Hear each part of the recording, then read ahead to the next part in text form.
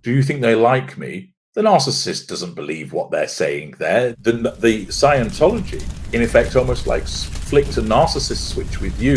Get out there and sing, shoulders back, smash it. All that kind of jazz.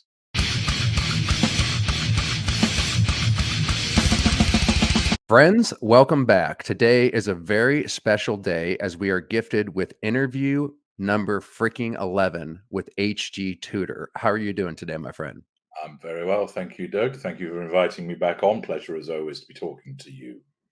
I really appreciate you coming back on, my friend. And to the audience that may be new, what I cover on my channel mostly are cults and my experience growing up in Scientology. And HG Tudor's information, when I ran across him in 2016, was absolutely instrumental. And not only understanding that cults were inevitably run by narcissists, but that my family dynamic, which we talked about in part one of this special series that we're doing, was also cult-like, and the partners that I was attracting, the females tended to be narcissists as well.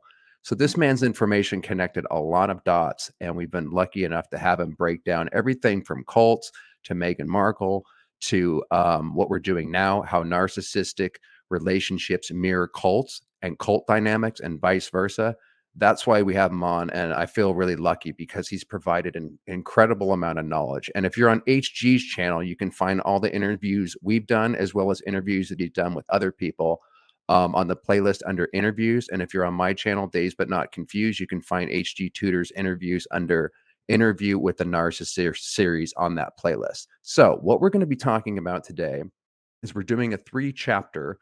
It may or may not extend into more episodes, but we're doing 3 parts about I explain my experience growing up with my family and how I got stuck into Scientology for a couple decades and then how I got out. And he's, as I said, explaining how as I explain it, he breaks down what's actually happening. And he went into great detail as we covered my family background in part one about what was going on possibly with my mother and my father, and then how my dad got into Scientology. And like a cancer or a virus, it then spread to everybody else. So please check out part one to understand what we're going to be talking about in part two, which is the capture and immersion process.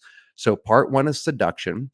Part two, we're going to talk about how I actually got into Scientology and what that whole experience was like. And part three is the exit slash escape slash healing process. So do you want me to just pick it up, HG? I'm not going to repeat what we already covered in part one. Do you want me to just pick it up from when I Yes, got please. captured? Yes, just do that, Doug. Okay. So I was around 19 years old, fresh out of high school.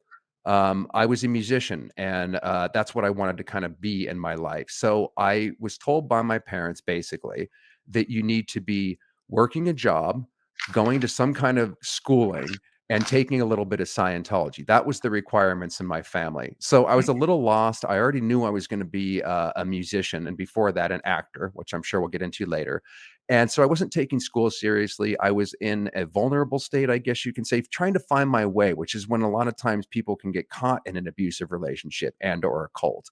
So what happened is in my family, I got caught having to do with marijuana. I'm not going to take up a debate on that. I'm not, pro or anti weed. I'm just telling you what the state of mind was when I actually got into Scientology. So even though my parents were indoctrinating me, and that was the philosophy that was going in seed by seed since I was around 9 years old, that's when my father got into it. I got caught at a place that I was renting out for smoking weed, which was a complete no-no, not only in kind of society at large at that time, but especially in Scientology. It was indoctrinated into me that all drugs are bad, only Scientology is good. So my parents were away on New Mexico at that time. I had a crisis of faith. I had a decision to make. Do I want to keep being unethical according to Scientology and myself and be doing drugs? Or do I want to take this and stop lying to my parents? Or do I want to take this opportunity to get my shit together, join Scientology, and get what they call putting my ethics in? Again, at this point, I looked up to my parents like they were a god. I was resisting Scientology, but enough cutting down by them and enough indoctrination from Scientology had been in where I was starting to believe this, and it was my fault. So after a couple of days of debating, because I got booted out of this apartment and I could easily tell them, I'm going to continue on with my life, make up a bullshit reason and carry on. But I called them up in New Mexico. I said I joined Scientology because that day I had gone down to say I'm willing to kind of get my shit together and become like a contributing member of society. And I think Scientology is the way to do it. They were ecstatic. They couldn't believe it. And from that point forward, I fell under the spell and I was a 100% dedicated Scientologist. That's the real brief story. HG, did you want to jump in and say anything on that? Certainly. So when you got caught on the ganj, when you were smoking a big blunt there, my man, who was it who basically said you need to get your shit together? Because your parents were in New Mexico. So who was it that was putting you under that pressure? You. Yes, because of the indoctrination. Like I said, there at that time, this would have been like the 80s, I guess, maybe early 90s. I don't know. There was the societal stigma, right? It was illegal at the time. Now, HGI can order an ounce, no problem legally and have it here in 30 minutes. So the climate was different. But man, in Scientology, the one thing you are not allowed to do is smoke pot, LSD, no drugs. I think part of that, my man, is to prevent the programming from going in. Again, I'm not promoting weed. I'm just saying I think I would have been less susceptible. My mind would have, I think I would have been able to see through the bullshit. And Mhm. another reason for that is what they claim is you can't get case gain. I'm not going to go into the terminology, but you can't get spiritual gain if you're not honest and open. And part of being not honest and open is I'm a drug user. So drugs were very like the equivalent of my parents finding out that I smoke weed was being a heroin addict in Scientology, just to put it into perspective at how Okay. serious that was and how guilty I felt. But the interesting thing is that at this time you were being indoctrinated into Scientology by your parents, but it wasn't sufficient to stop you from going off and smoking weed of itself. The threshold moment was the fact that you got caught. Yes. So it wasn't enough to keep you from doing it in itself, but there was almost seems like it offered some kind of savior aspect to you that I've fallen from grace, not so much because I'm smoking drugs, but shit, I've been found out. Who caught you? It was the guy that I was staying with. He was like this 70-year-old man who would chain smoke, and every night he would just cough, cough, cough. And so when I moved in, he said, "You can smoke, you can do anything you want, but you cannot do drugs, especially weed." So this was an older gentleman who, and by the way, HG, I know he smelled it. What I would do is I would take big bong rips, and then I'd open up the window and I would blow it out. But his place was next door. He was guaranteed to have smelled it months before he called me out. So I think it took him a little bit of courage to finally say, "Look, kid, I told you you can't freaking smoke weed in here. I found the bong under the bed and it's time to boot you out." So I was a man without a country and very vulnerable at this moment. So Plus, I was, he Mhm. didn't pick up on the fact that you were talking shit regularly and chomping down on chocolate Hey, brownies. man, I I was a suppose. professional stoner. I could keep my shit together, man. Oh, fair enough. Okay. So he finds out that you're uh, smoking marijuana and then says basically, you can't do that, you're out. Yes, Which then presumably meant that you would have to do some explaining to your parents as to why you don't live there any longer or why you need to come exactly. back home, etc. Exactly. So at this point, your programming kicked in to say, don't worry, I'll save you, submit to the Scientology, and all will be well. Yeah. So it's interesting that it shows the power that it had, that nobody came along to you and sort of said, hey, Doug, and put their arm around your shoulder and said, look, you've been a wayward boy here, and before you get marijuana as a gateway drug, and before you turn into an extra from Train Spotting, I want to take you under my wing and protect you. Such is the level of programming that goes on, that you did it for yourself, albeit Yeah. there had to be a trigger moment. There had to be a trigger of loss, namely your accommodation and some potential shame associated with that as well, of saying to your parents, I've been caught out smoking drugs, etc. And of course, as you know, not only was this a societal stigma, as you've referenced, the fact was that within Scientology circles, this was not a done thing. So I should imagine the empathic aspect of you also would be concerned about the effect that it might have on your parents in terms of Exactly. them feeling shame for your conduct. Exactly. So all of this created a maelstrom within the mind of Doug, which was, I've committed a major boo-boo here, but also part of your mind then said to you, don't worry, you can sort this out by submitting to Scientology, which just shows the power that it has. It's Yeah. almost like the most powerful narcissist that you would meet, but it Yeah. didn't actually have to be there talking to you. So, Exactly if we right. if you draw the analogy with the narcissist doesn't have to be there saying to you, wagging a finger, saying, "Doug, you terrible human being, but don't worry, I'll save you. I'll stop you, getting on the devil's dandruff and all of that. I'll keep you on the right track." It was so powerful that seed had already been implanted in you, so that you got there yourself, which is quite Exactly. remarkable. HG, real quick on that. I was just doing an interview yesterday with an ex-Scientologist. We were talking back and forth about that very point.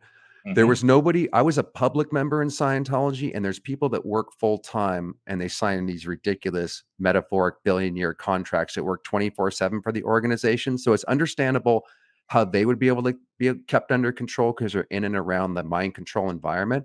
But Hmm. remember, I was a public member, and this is Hmm. how powerful the programming is, and why I think Elron created a very clever trap, step by step, boiling a frog in hot water to get me up to this point, not even resisting Scientology. I didn't realize how much, like you said, it had gone in my mind.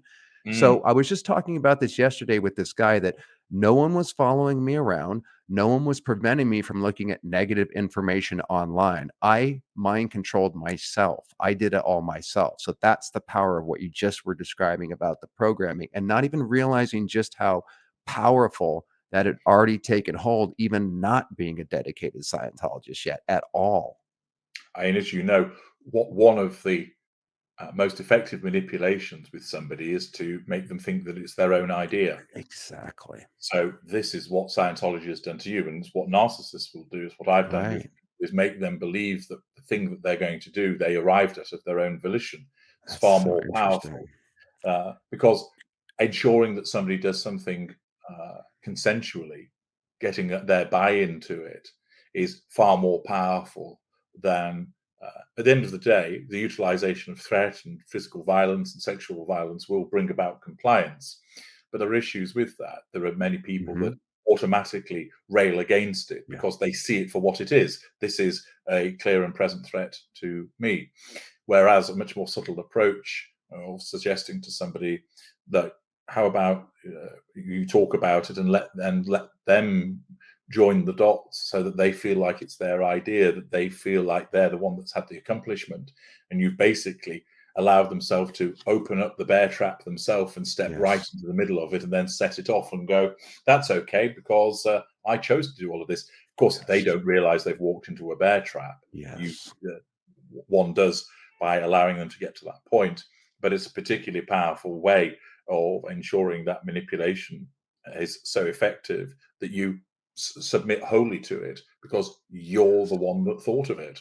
Exactly. Can I ask you 2 questions on that real quick? Because that's a great point. First of all, I always said if my parents were and or the cult leader were beating me, that would have been far easier to see and recover from. It was because it was invisible, I was doing it to myself, and like you said, I walked into a bear trap. It's that psychological manipulation minus any warning signs, any being beat, that really fucked me up when I was trying to Mhm. work this out coming out of it. And again, that's why your information was so pertinent to putting together a lot of dots in one shot. And the question I wanted to ask you, man, since you're a professional at this, what are some of the techniques that you would use, or how would you explain it where you got someone to do their own bidding, their own thinking that it's their own thing? Because that's the key, what you just said. Mhm.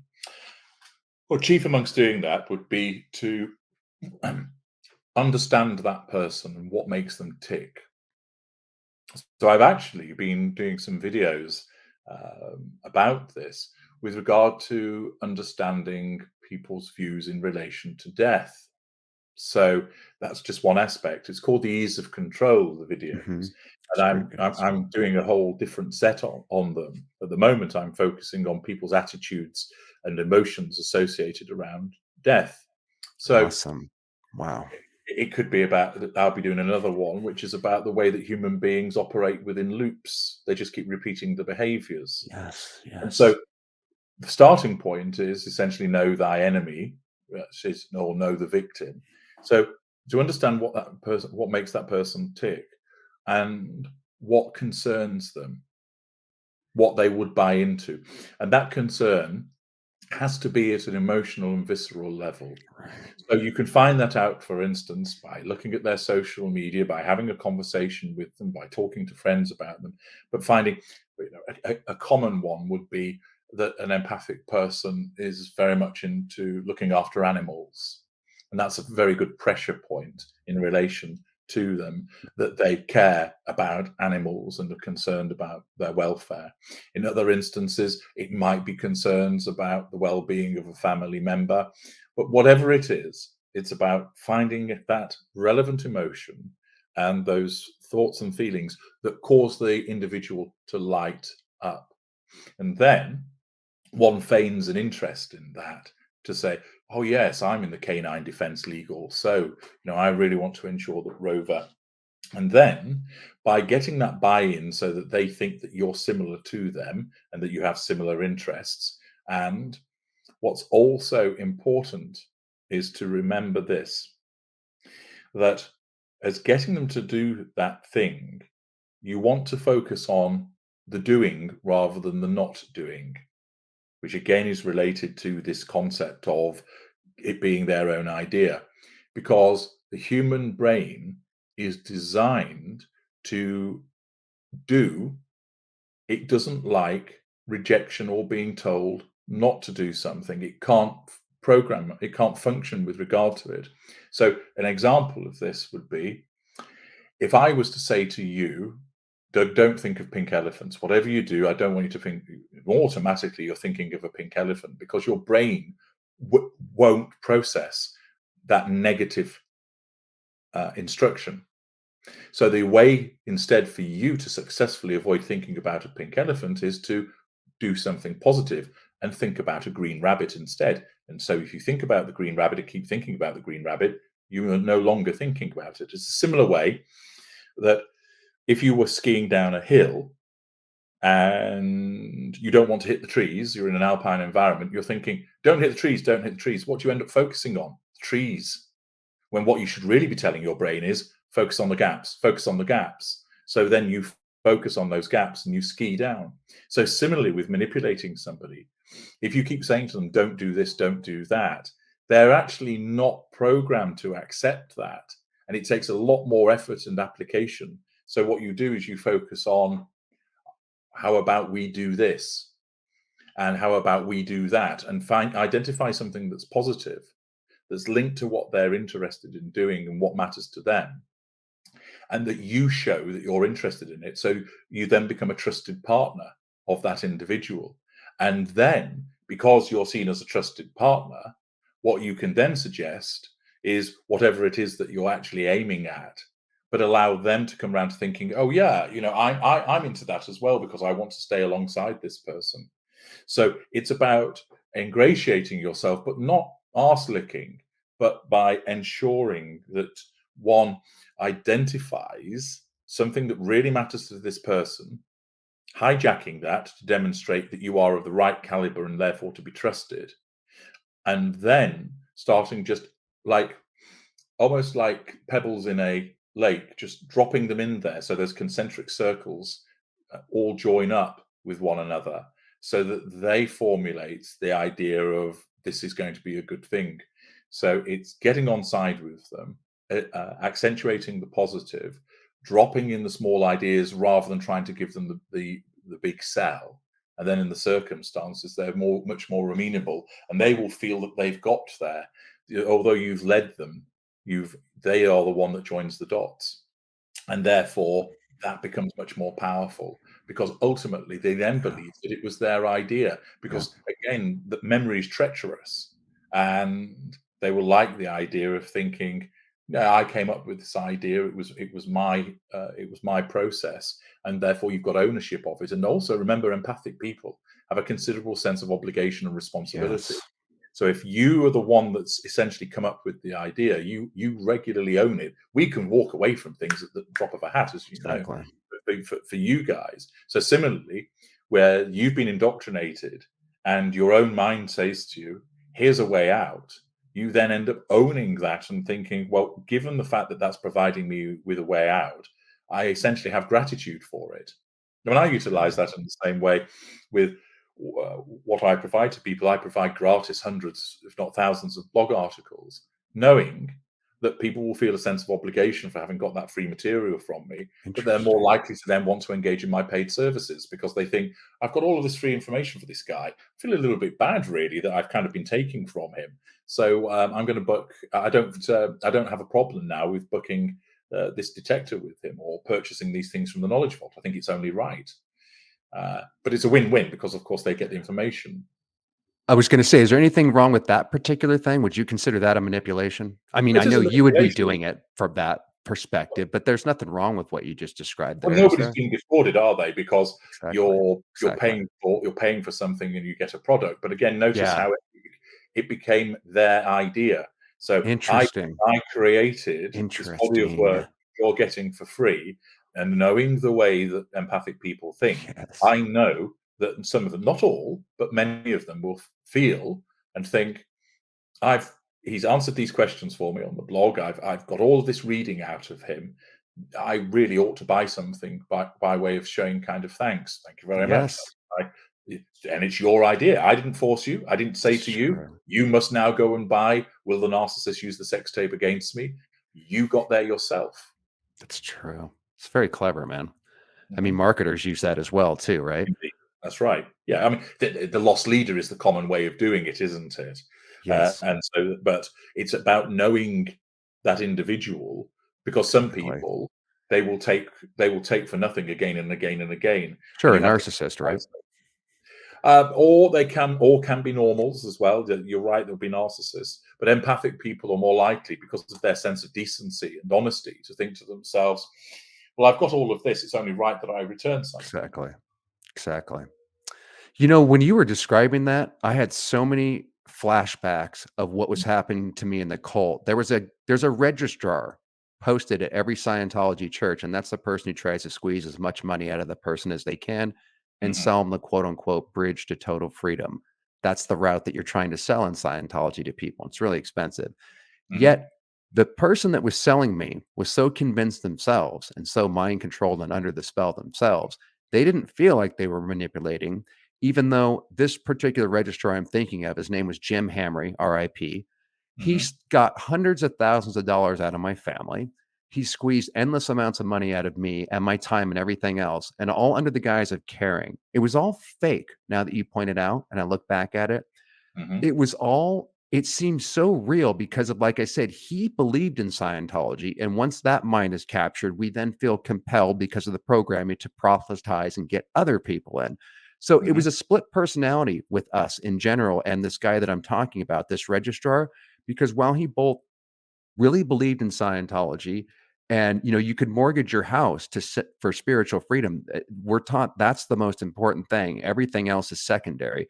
So he had that juxtaposed against behind the scenes. He was constantly under pressure from people that were attacking him because he caused them to mortgage their house. He got them in endless debt.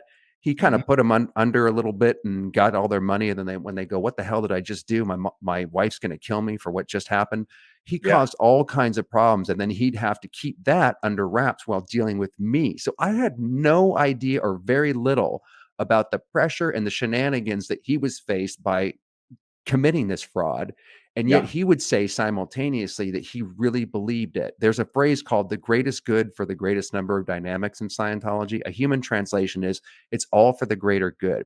So we're getting rid of people's what's called reactive minds. This is a well, thing in Science. if I can just jump in there, Sure, though, please. one of the things that you see there is with this gentleman who was causing people to part with huge sums of money, and the way that it's done. Um, with Scientology and also other forms of religion, we only have to look at these very wealthy evangelicals Yeah, who are flying around in private jets, etc. exactly.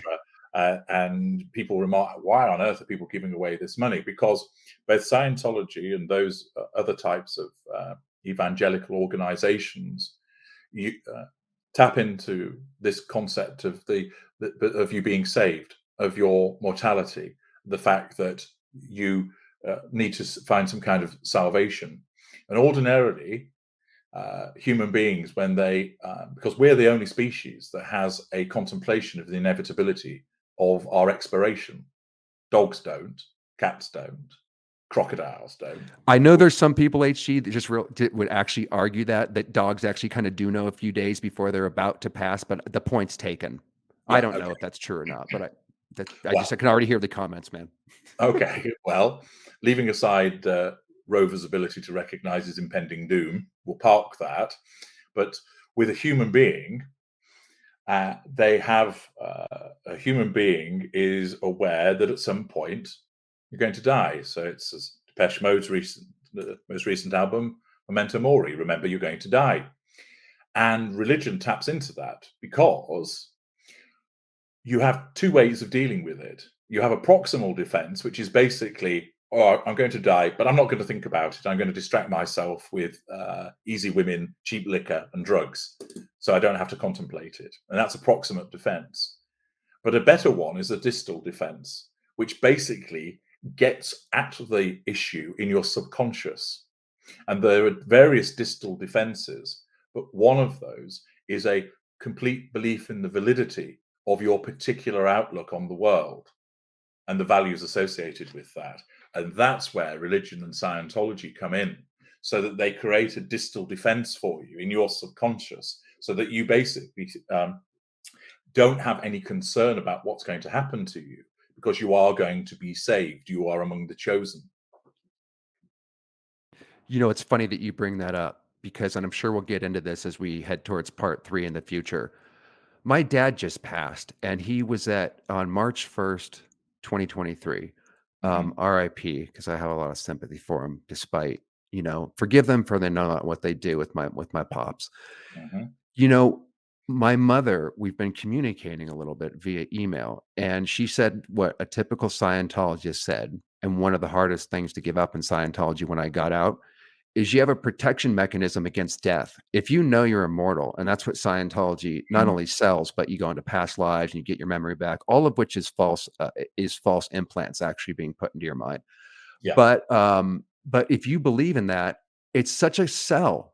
Religion's such a sell. If you got the Mhm. afterlife covered, if you I don't think anybody really, I mean, maybe near death experiences will claim they know. I don't know. I've never had one, but I'm saying if you can convince yourself or really know that the afterlife is covered, that is a very, very powerful saying. So when my dad passed and my mom was sending me a couple of emails, she's really hurting and I feel really bad for her. But she has this fail safe mechanism that I'm going to meet up with your dad shortly. I told him to wait for me. Mm. It's okay. Now that sounds kind of beautiful in a certain way, but I got to tell you, my man, it desensitizes death. And all the feelings for my friends passing and stuff when I was in Scientology was no problem. I never cried. Only when I got out of the cult, thank God, my emotions hit me and death affects me. I'm probably more sad of my dad, who I haven't, seen for a decade because Scientology split us up, than Yeah. maybe my own mom is. Maybe not, but I'm just saying I could feel the desensitization from my mother. I'm Mhm. not minimizing her hurt, but I'm just saying that is such a powerful sell. No wonder religions sell people. And who doesn't want to know that? You know what I mean? Well, precisely, it goes back to the point that we're all going to expire at some point. We're all going Mhm. to die, and as I've explained, for me, that's a threat to my control. So I don't fear death. I don't fear the process of dying. I've had numerous Really? brushes with the Grim Reaper already, I and don't came doubt it. came away from it without too many problems. But because of the way that I'm constituted, I'm neither. I'm at best, I'd be irritated by the fact that it's prevented me from achieving what I need to achieve, but it doesn't upset me. It doesn't make me anxious. And so, but for most people, the prospect of death and knowing that you're going to die, you might not pay much attention to it in your 20s. As you get older, it becomes increasingly a matter of concern, and that's the big sell for any of these outfits that are religious or religious based, is to offer some sort of salvation, afterlife, or immortality. With the case of Scientology, and it taps into that distal defense, and it's so crucial because one of the most base emotions that people have is fear, and fear of death is probably the most prevalent emotion that exists for human beings. So if you can come along and immerse somebody, as the way that Scientology does, by saying, I will protect you from the most visceral, basic, and widespread emotion that affects humanity. Who's going to say no to that? Especially when they hypnotize you and convince you of that through suggestions. It's kind of like a narcissist whispering when you're Yeah, most suggestible all throughout Scientology. It's really set up to keep you in a suggestible state where not only do you believe that, it becomes your reality because it's implanted deeply in the subconscious. You know what I yeah. mean?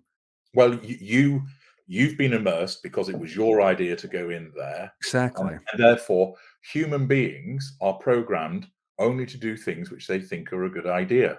Hmm. Even if you say, "Oh, Brad, for instance, you've got a child and the child's moved to the city and they keep saying, Pa, will you send me some money? I'm finding it difficult here.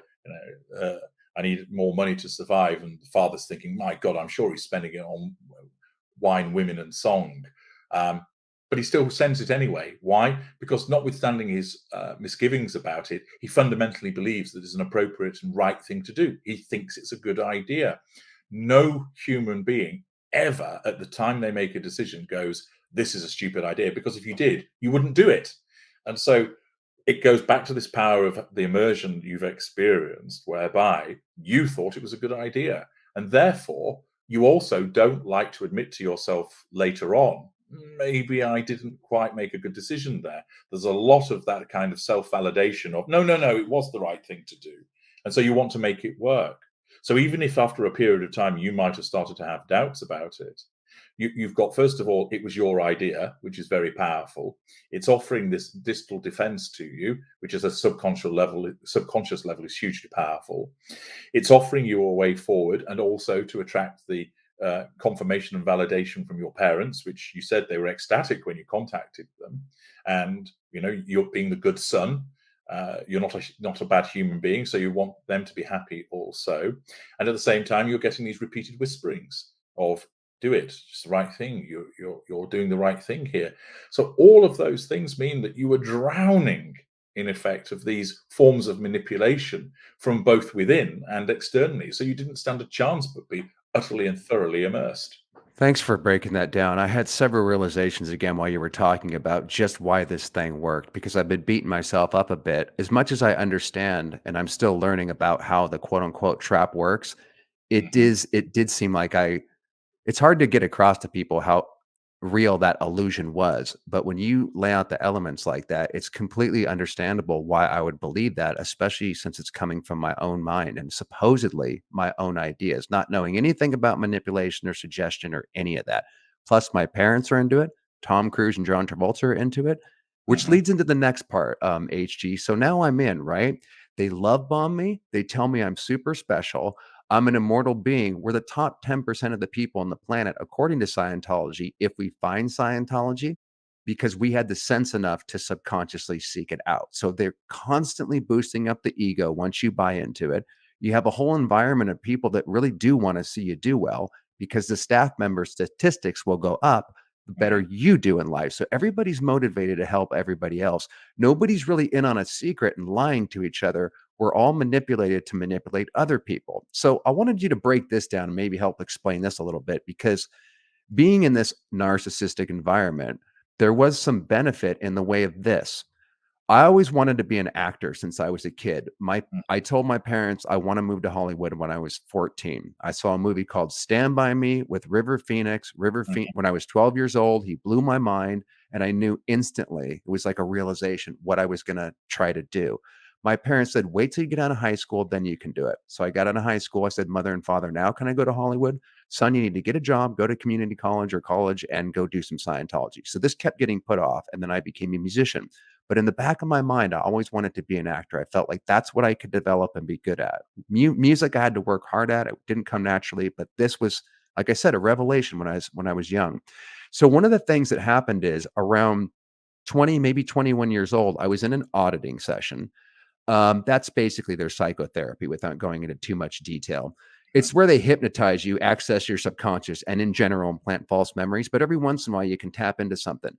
So I was in a session one day And I just had what they call a rekindled purpose while I was under this light trance state. And I said, I wanted to be an actor. That's what I want to do.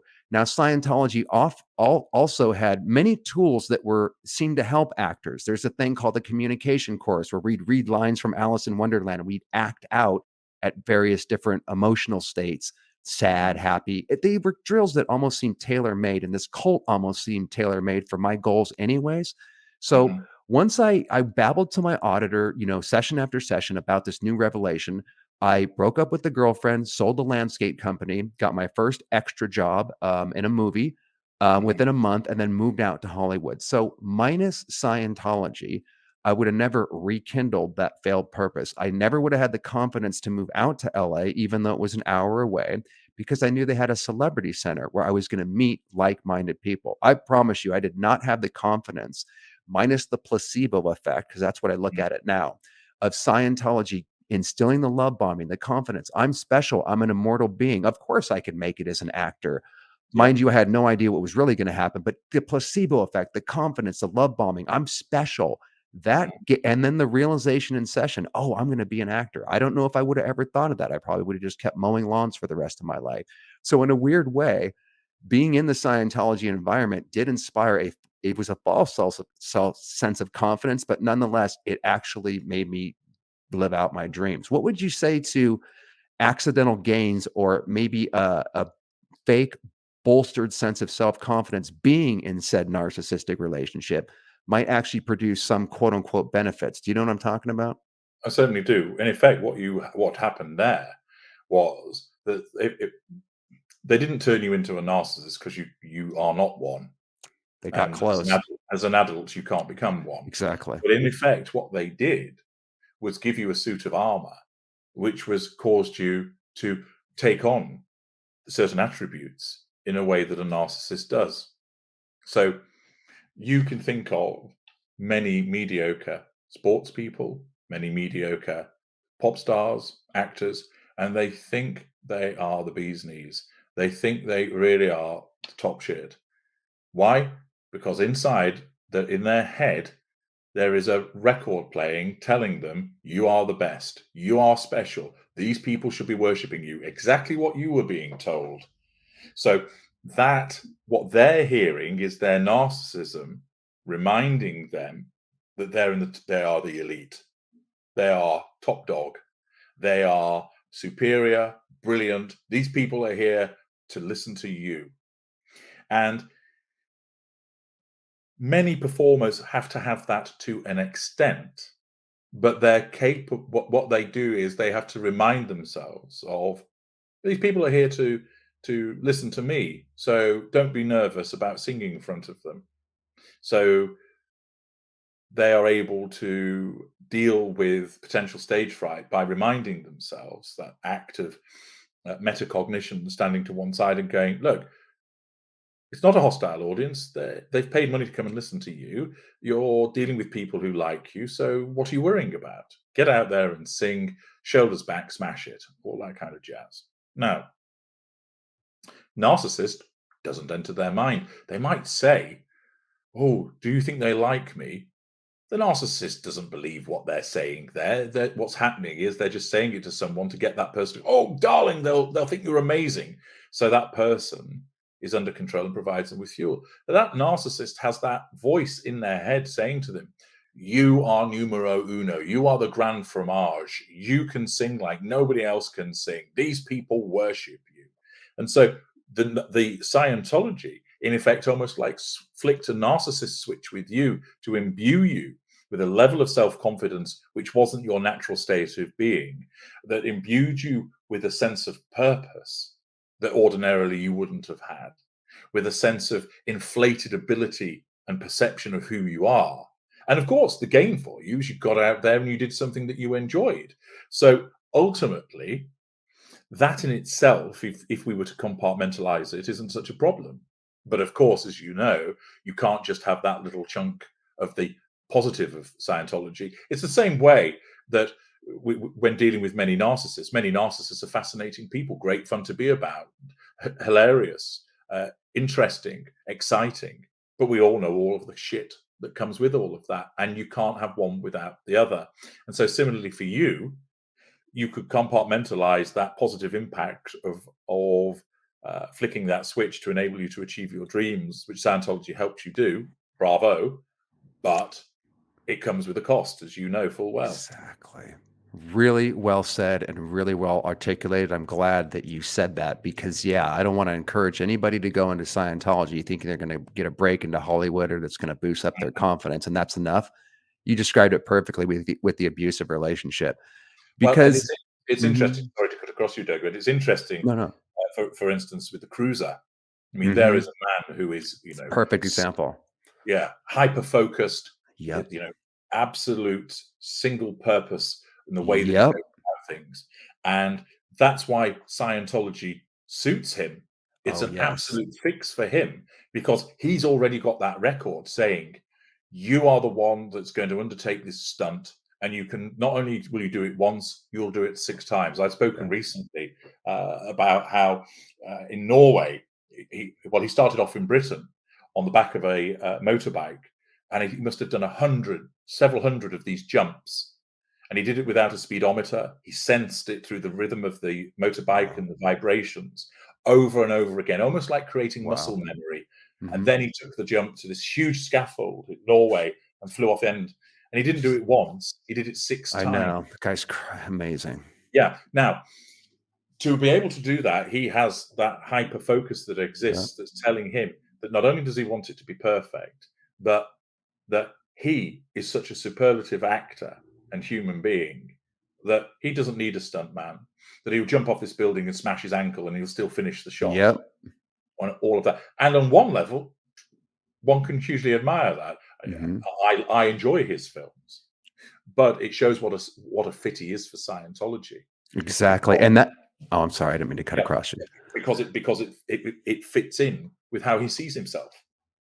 Scientology on purpose definitely inculcates that, and it's extreme on what you just said. You can make anything go right, you can do anything you set your frickin' mind to, and it is a perfect fit for Tom Cruise. I often wonder how much of that is Scientology and how much of that, if he is a psychopath, was already or narcissist, was already there to begin with. I can't tell with him. It is already there to begin with. Definitely on that HG, I'm sure you're right. I just Absolutely, it was already to he hasn't been influenced essentially with the fundamental character traits of who he is by Scientology.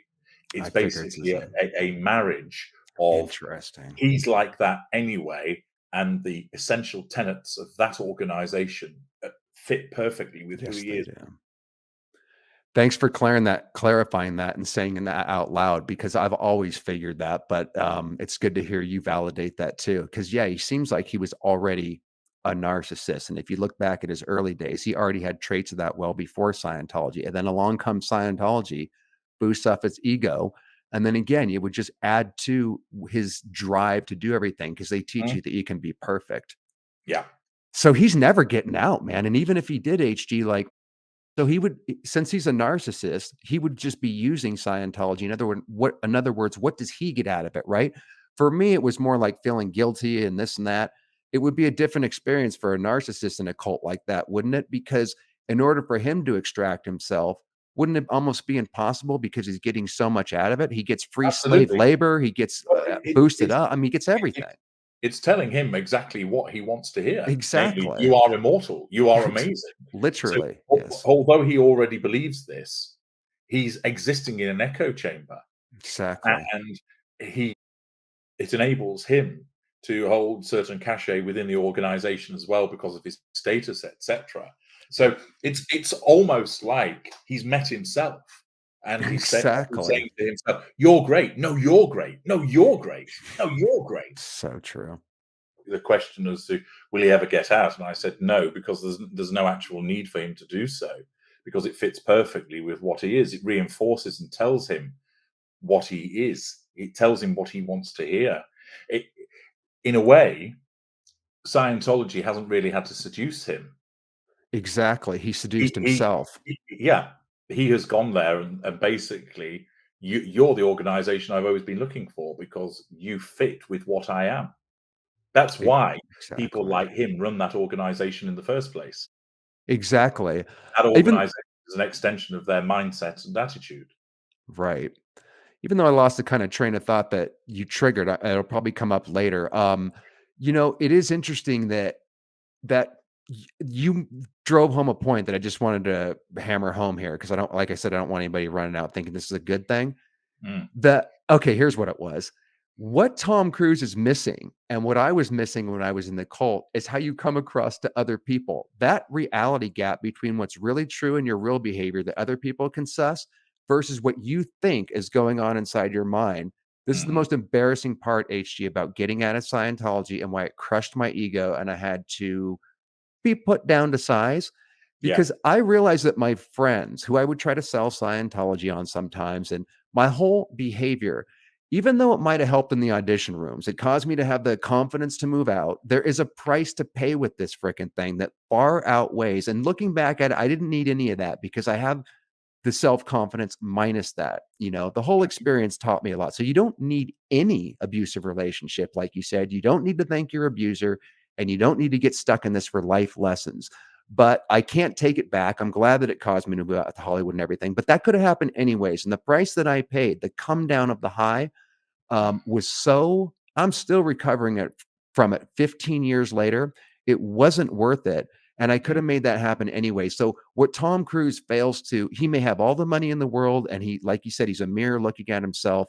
And Scientology is that mirror telling him constantly how great he is. But mhm, his ability to recognize how foolish he comes across to other people, the diatribe that he, did on television with Matt Lauer about, he went overboard on anti-psychiatry, his whole yeah. behavior, he doesn't realize that he looks like a complete jackass and dipshit to people like me and a lot of other people that aren't under the movie star spell. I know a Mm, lot of people will put that aside and they'll debate and they'll go, no, he's not a narcissist. Who cares? He's kick ass. Can you fucking do that motorcycle stunt? There's all these things they could justify about what a badass he really is. But yeah. that's all facade, man. Behind that, he's a scared little boy or whatever that narcissist is. He talks about his trauma actually about how he wanted to be a preacher and he had his dad, I think, used to beat the shit out of him. He had a Mhm, terrible father. So he was mhm, already set up to overdo it. But he mhm. did, my point is we don't realize, and it doesn't register just how, stupid we really do come across. And is there any way that Tom Cruise could, a narcissist like him, would they have to remove something that was important to him? Would they have to cut him down some way? What would it take for him to actually get out of Scientology? Is there any chance of him breaking the spell if it doesn't become beneficial for him at some point? It would only be where he would deem that the organization is of no further use to him. I see. So if he saw that it was not catering to his needs, then he would reject it because that would then amount to a threat to his need for control. Hmm. But at the moment, it does attune with precisely what he requires. Yeah. But if in some way they started to not provide him with what he required, cause him to have to do certain things which weren't in accordance with the prime aims, etc., it would not. If it, the narcissist only tolerates it where it serves the prime aims. If it doesn't, Interesting. then ultimately it'll be jettisoned. This is a question I've been dying to ask you based on that. So this might be the difference between, because I thought about this with my parents, my mother in particular. Mm, If she, who I consider a narcissist, and Tom Cruise, another narcissist, left Scientology, they wouldn't necessarily go through what I went through where I felt bad. I had to be brought down to size. I had to deprogram myself. Wow, look at my behavior. I thought all these false ideas that were boosting up my ego, and actually none of these ideas turned out to be true. If Tom Cruise extracted himself, it would be a different experience, would it not? Like he would say, something's wrong with Scientology. I'm leaving because David Miscavige didn't give me the power that I thought I had. In other words, it would be self-serving. He wouldn't sit there and have a breakdown and go, oh, oh, wow, I absolutely. abandoned my kid. He would never self-introspect, right? No, I mean he Wow. might say, for instance, "Goodness me, how awful." Well, I don't think he would, but somebody else might say, for instance, "I abandoned my child. How terrible!" But that's what Scientology made me do, i.e., immediate I blame see. shifting. I It see. wasn't. He It wouldn't take wasn't. It wasn't responsibility. my fault. In some instances, it would simply be, "No, what a ridiculous organisation." And of course, many people that come out the other side, what they have to do is demonstrate that, "Oh gosh, I was indoctrinated and so forth. Now, that is true, that is the case, Hmm. but where a narcissistic psychopath comes out the other side of it, would basically turn around and say, "Yeah, it was the organization was the problem, not me." Exactly. See, that's why I'd never put myself back in my parents' hands. And normally in Scientology, when you speak out like I do, they call you a suppressive person, and that means my parents can have no contact with me. Yeah, They still, I've had a little bit of contact via email over the last decade and however long it's been, but it's what they call in Scientology, good roads, good weather. We can't talk about anything too deep. It has to be surface level stuff, and only if it's something that business oriented that we have to talk to each other. yeah, But so I had to kind of break with them, HG, and it had to do with coming across your information because I was always going back into the snake's den. I was always getting sucked back in by the vipers, man. It's like yeah, very subtly, because they could only think as Scientologists and or narcissists, they would always, not even being aware of it, need to get mhm. me back into the cult or at least under their control. And I think the reason they even keep any communication or have my mother, because my father passed recently, is simply to keep the control. So, oh man, it's just That's right. amazing, right?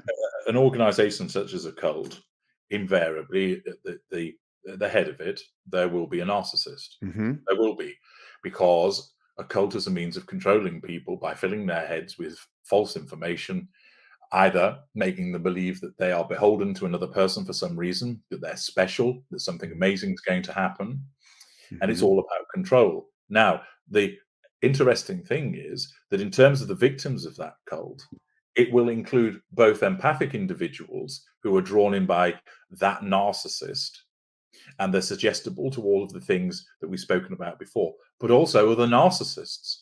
Because what appeals to you? Being told that you're special. What appeals to you? The ability to then go and control people by using this organization. So empathic people go into religions because they believe in it and they see it as a proper way to conduct your life. And fundamentally, most religions are based upon living your life in a particularly righteous way and about serving somebody in some shape or form, whether it's some form of deity or whether it's other human beings. So it's about the giving, which appeals to an empathic person. To the narcissist, religion, whether organized or cult, is such a huge draw because it's one of the most powerful tools that can exist for controlling other people. So even though you, as the narcissist, are being controlled by the cult, your narcissism sees it as an advantage to join the club because you then have the backing of the club to cause you to go out and control other people. But what better way than saying, Yeah. if you don't do this, you're going to burn in a lake of hell for all eternity. Oh, well, I better do what you say then. Great, I've got religion or the cult or whatever it is backing me up from behind. Exactly.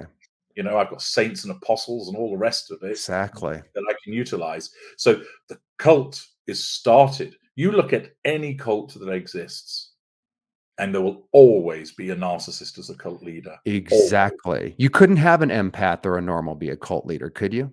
No, they couldn't because it wouldn't sit with them to control people in the way through the telling of lies. And their conscience would kick in if they were Yeah. doing So they such. would never start it. They can be drawn into one, of Exactly. course, because of the Yeah. susceptibility of the addiction, etc., in the way that lots of people are drawn into organized religion and invariably don't suffer any harm, and they go to the church coffee mornings and they go and worship, and it fulfills them.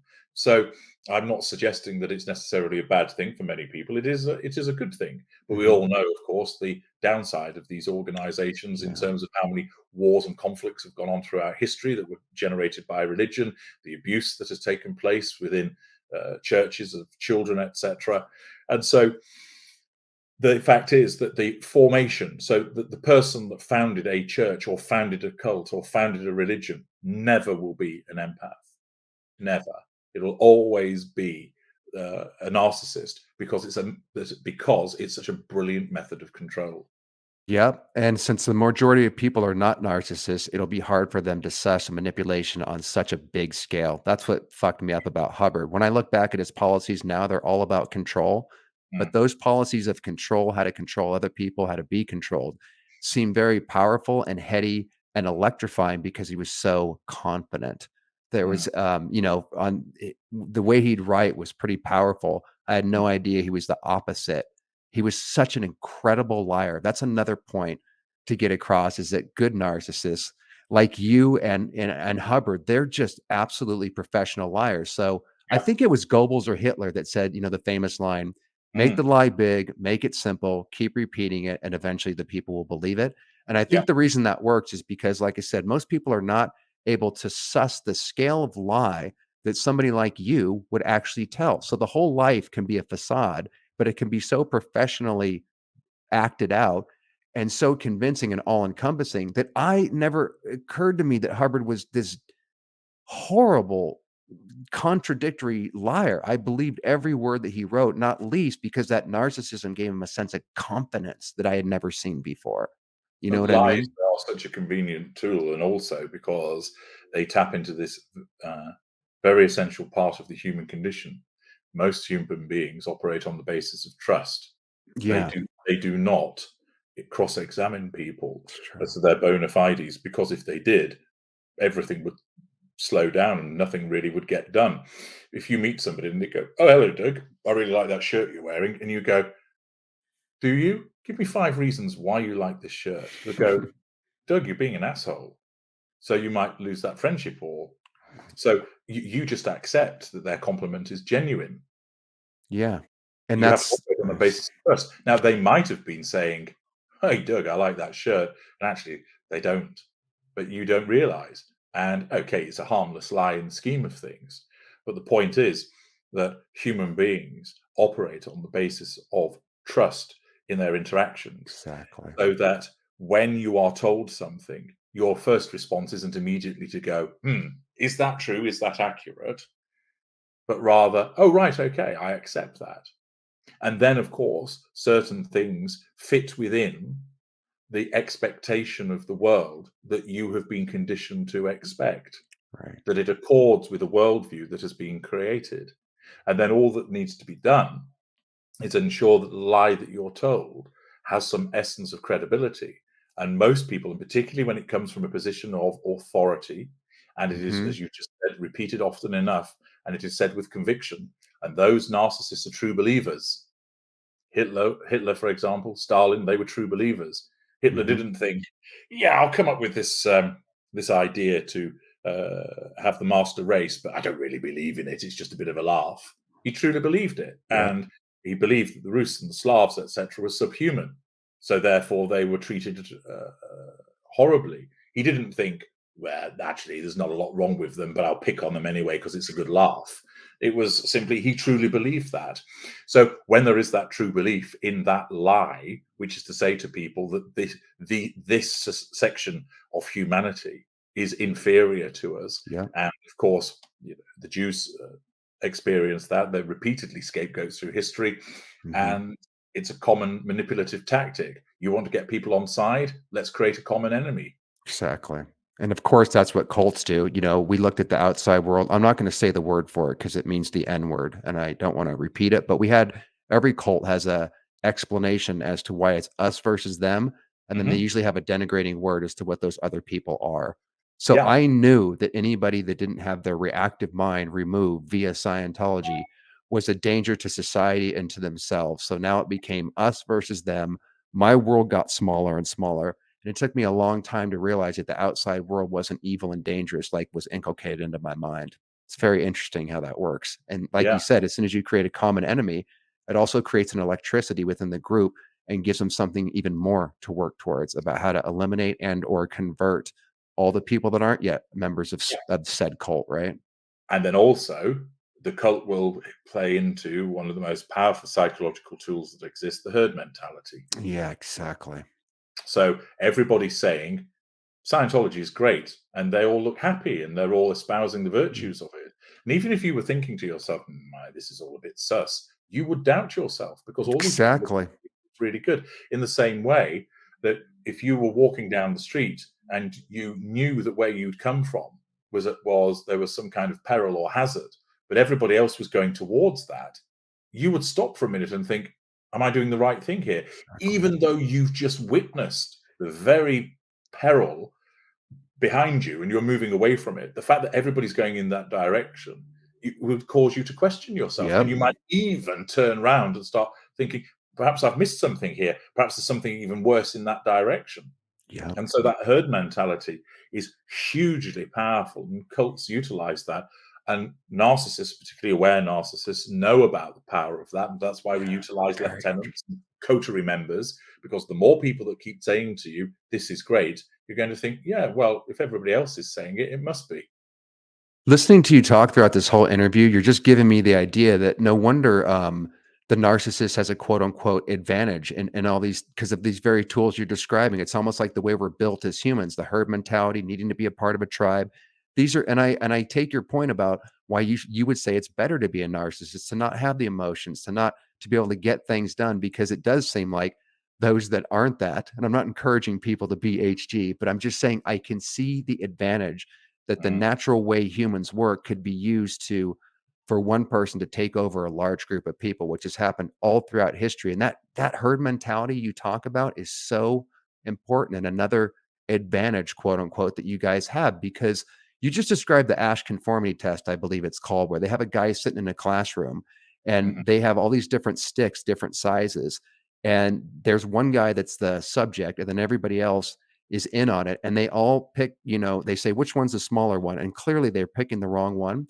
But after a Yes. while, because of the group mentality, they'll automatically start to doubt themselves. It's almost Yeah. like being gaslit, and they Yeah. will go along unless you're a really strong person to do that. And also with the authority thing you're talking about too, you just put on a lab coat and pretend like That's you're an right. authority, and 80% of people will bow down, according to the Milgram experiment, I believe, where they were telling people, a guy in a lab coat was saying, now shock this guy, and the shocks would Yeah. get higher and higher, and up to and killing the person. I mean, it was all a staged thing. What was it, 70 or 80% freaking went up to a lethal dose. So you can't Yeah. underestimate the herd mentality and putting on a lab coat and pretending to be in a position of authority, even if you're not. Yeah. And those, so as I've mentioned, the use of lieutenants and coterie create that herd mentality, Right. and that many narcissists, not all, but many narcissists adopt that authoritative stance, either just simply in the Exactly. relationship, I know better than you, and saying things with such conviction, because we're black and white about things. No, that's rubbish. Yes, that's absolutely brilliant, and because da da da da da da da da. Mhm. Whereas an empathic person operates in shades of grey.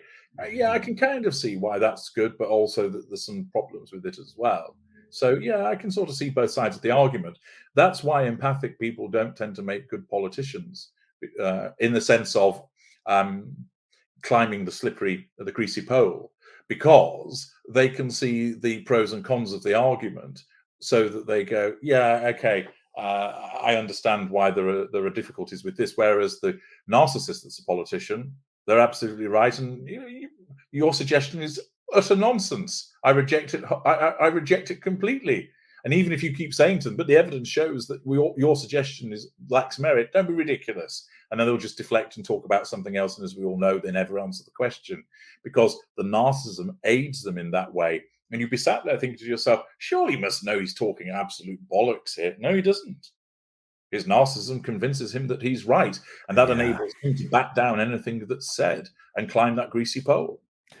It's so true. If I was more narcissistic, or if I didn't wake up from the cult and have my, kind of heart open up again, I got to tell you, the kind of things that were necessary to succeed in Hollywood. I watched my mates who had a little less empathy or whatever rise to the top, because there's no limits on, I'm not talking about casting couch shit here. I'm just talking about their belief in themselves and not letting their conscience or anything get in the way to Yeah, easily step over other people to get that yeah, part or whatever. And I could never do that even when I was in Scientology. I couldn't. exactly. So, I for tried to instance, go to the parties and mingle. Just none of all of yeah, that's a turn off. I just you wanted to be a good artist. that's right. So the narcissist has no shame about marching into the drinks party None. and going up to the main producer there and going, "Hi, Exactly. And I'm I so," couldn't do that. whereas you'd I be thinking, know. "Oh no, that would be rude that I would introduce myself that way." And I Uh, wish I could do what they did, because I knew I wasn't getting ahead that way, and it took me the long route. I was a little bit jealous that they could do that, but I couldn't even force myself to do it. I tried, man, even with the yeah, Scientology. It wasn't my style, and I always felt gross doing it. But other people, especially narcissists, not only didn't have a problem with that, it helped their career. absolutely. Well, make a valid point when you say you feel gross about it. There are some people who manage to swallow that down and deal with their discomfort because they Yeah, ultimately say, well, in order to get this gig, I'm going to have to fight true. down my I've seen discomfort that with too. being a bit pushy. But for a Exactly. narcissist, there's no such consideration. That role is mine. This guy's going to give it me, so I'm going to walk over and now talk to them, and sometimes it's not even thinking in such terms. It's just immediately, I'm here, and Yes. over they go, and they immediately go, great to see you, etc. Yep, I've seen so many of those people, HG. You just reminded me of that Russian girl, which kinda led me to your work. She had no problem going up to the producers and right away using her sex appeal, and bam, she did quite well. I'm sitting in the corner going, "Jesus Christ, that's a little bit much, isn't it?" Yeah, and My man mhm. these are the people that will jump a queue without any Yeah, qualms of doing so. They'll sharpen their elbows and shove in front of other people. They will do things to cause you to fuck up your lines so that they can take advantage. exactly. They won't remind you of an appointment because then they can take advantage of it. Whereas you would always think, well, no, it's fair that this person was ahead of me. I'll let them go before me.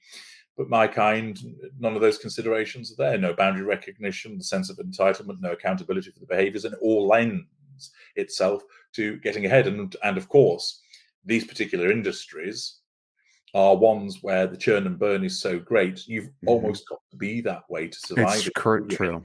Keep your head It's above water. true. It's Politics, true. the entertainment industry are two very notable areas in that respect. It's so true what you say, and it's being fully aware of that in the last few years that makes me it'd be kinda hard to even go back into that.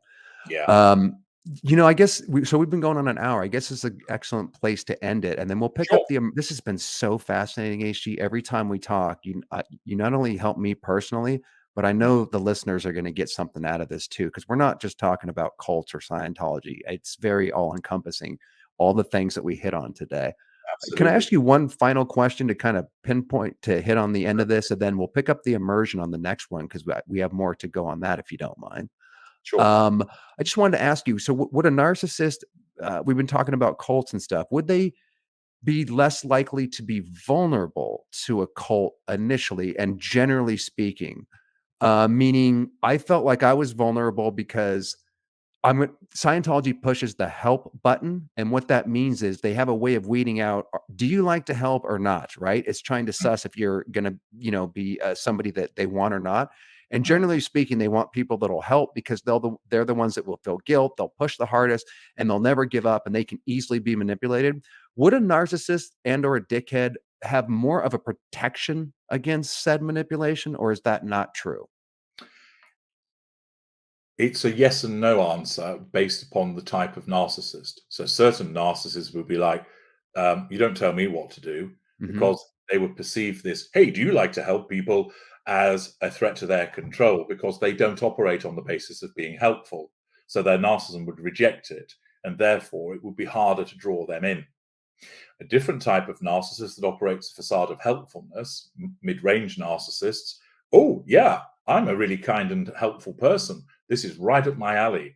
And what I often see. happens, of course, is that's why with certain narcissists they get drawn together, because some people will think, oh, two narcissists, how could they ever coexist? But Mhm. remember, what they the cult is showing that it purportedly cares about the narcissist. The narcissist then is misled by thinking, hey, this cult wants me, this cult believes in me, this cult thinks that I'm going to be useful.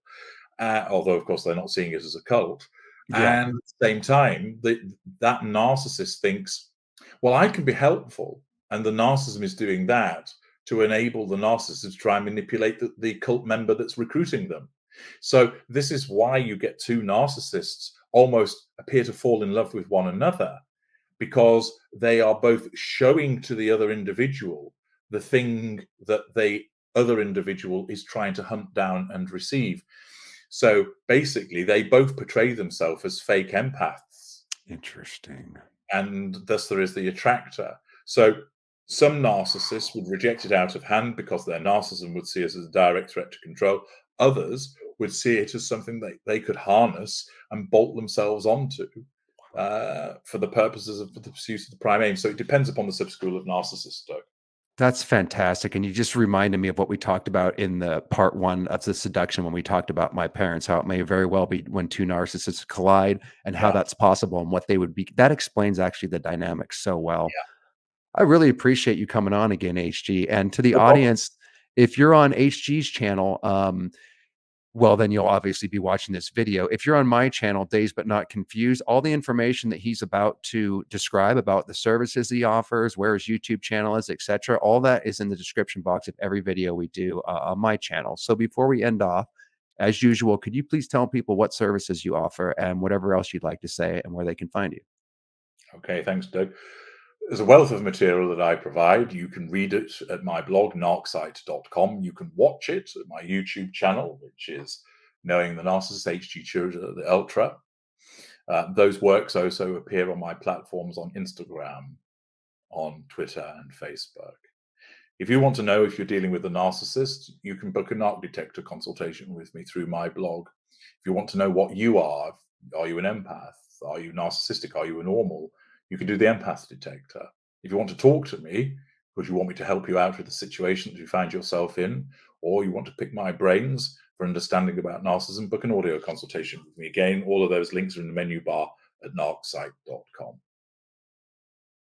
Thank you so much. And as usual, you're just such a wealth of knowledge. And I know that you're doing it for your own benefit, but man, the dichotomy is amazing to witness because you've probably helped more people uh than an empath that's out there trying to do the same thing. Because audience, this guy's giving us insight. This is what really penetrated with HG, and I think what a lot of people respond to in his work specifically is that you get the straight dope and it also penetrates emotionally, which is what I personally needed. Not a bunch of theory and like this, that, and the other thing, but we're getting the inside scoop of how a narcissist really thinks. And how would you really know that unless you had someone like a self aware narcissist that not only would spill the beans, but be able to articulate it, let alone even being aware that that's what he is. That's why I really like this guy, man. I think he's this kind of a unique person to learn from and possibly the most penetrating if you really want to get to the nitty gritty of what the hell's going on in your life if you suffer from one of these invisible creatures in and around you. So thanks again, HG, and I really, really look forward to talking to you the next time. Absolutely. Look forward to it also. Thank you, Doug. Take care, my friend.